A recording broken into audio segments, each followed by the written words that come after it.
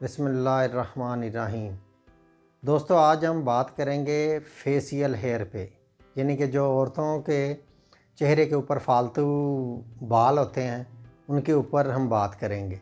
ये क्यों होते हैं, किस वजह से होते हैं और कहाँ कहाँ होते हैं, और इसका इलाज हम आपको बताएंगे। किसी भी औरत का चेहरा है, इसके ऊपर बालों का होना उसकी खूबसूरती के ऊपर एक दाग है।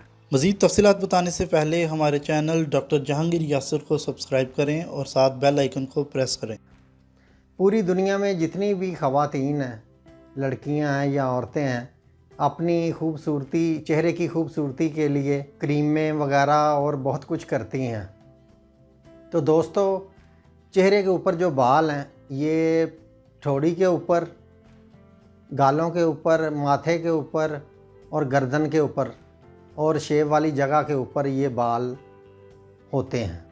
तो इसकी वजूहात जो होती है, ख़वातीन में ये हार्मोन्स का अनबैलेंस होना, इनको ये फेशियल हेयर्स का मसला होता है।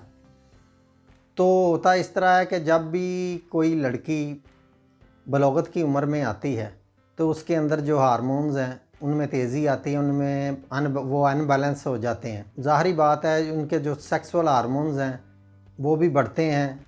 तो एंड्रोजन हार्मोन्स के बढ़ने से भी ये मसला जो है ये ख़वातीन में होता है।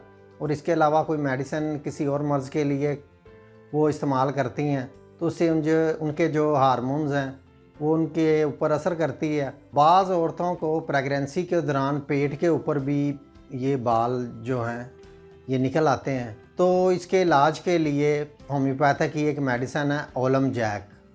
ओलम जैक को आपने 30 में इस्तेमाल करना है।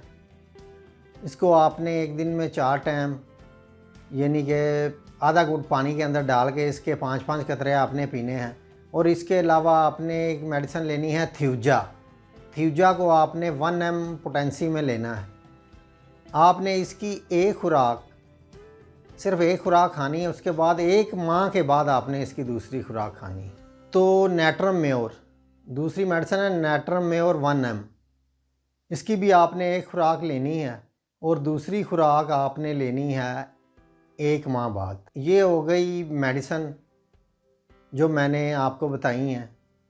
इसके अलावा आपने पानी का ज़्यादा इस्तेमाल करना है और फ्रूट्स वगैरह, जूसेस वगैरह का इस्तेमाल करें, सैलड का ज़्यादा इस्तेमाल करें। और इससे इंशाल्लाह ताला इस मेडिसिन से आपका जो मसला है ये फेशियल हेयर का बिल्कुल हल हो जाएगा।